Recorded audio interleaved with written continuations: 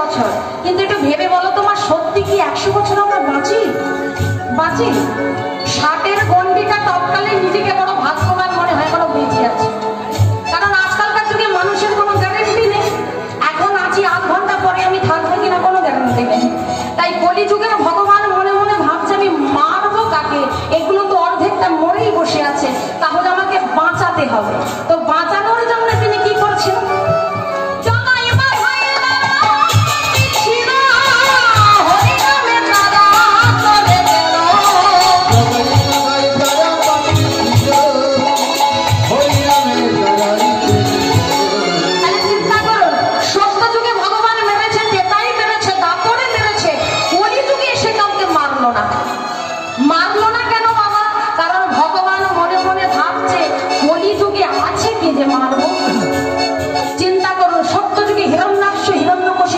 বীর কলিযুগে আছে? নেই। রাবণ কুম্ভকর্ণের মতো বীর কলিযুগে আছে? নেই। অঘাসুর বঘাসুর কালিও না কংসের মতো বীর কলিযুগে আছে? নেই। তাহলে কলিযুগে তো বীর নেই, এত দৈত্য নেই, তাহলে মারবে কাকে?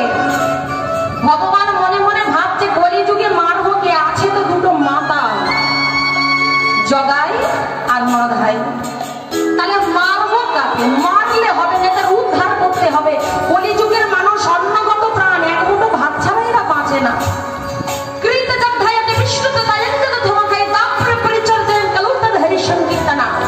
ভগবান জানতেন কলিযুগের মানুষের দ্বারা যুগ যুগ ধরে সাধন গঠন হবে না, সেবা পূজা অর্চনা বলে তাও হবে না।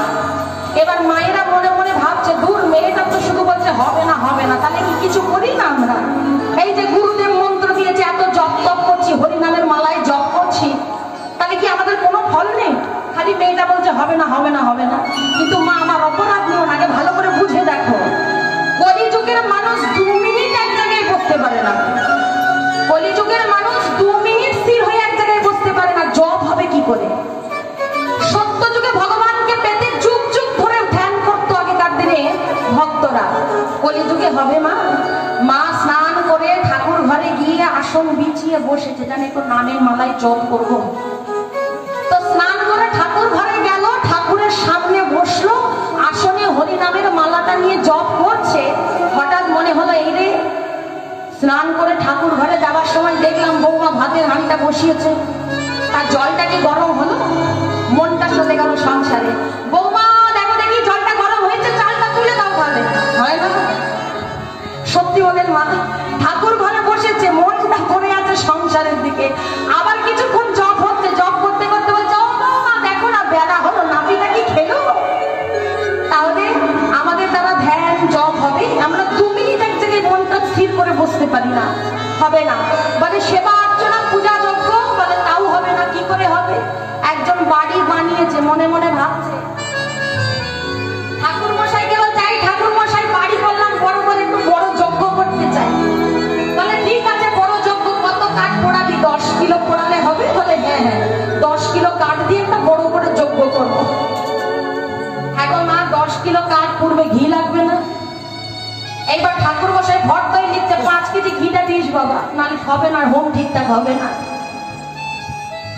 এইবার বাবা পড়েছে মুশকিলে, দোকানে গিয়ে বলে দেখ বাপ, টানাটানির বাজার মাসের শেষ, পয়সা করি কম আছে, যা দিলে হয় দে।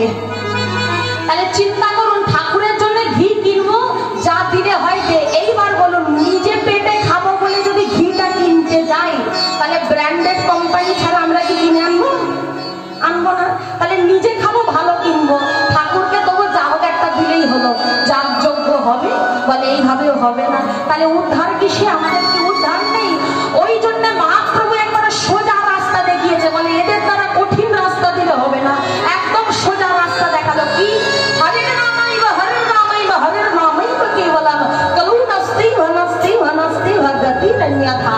বলে কলিযুগে হরি নাম ছাড়া গতি নাই, গতি নাই, গতি নাই। তাই বলছে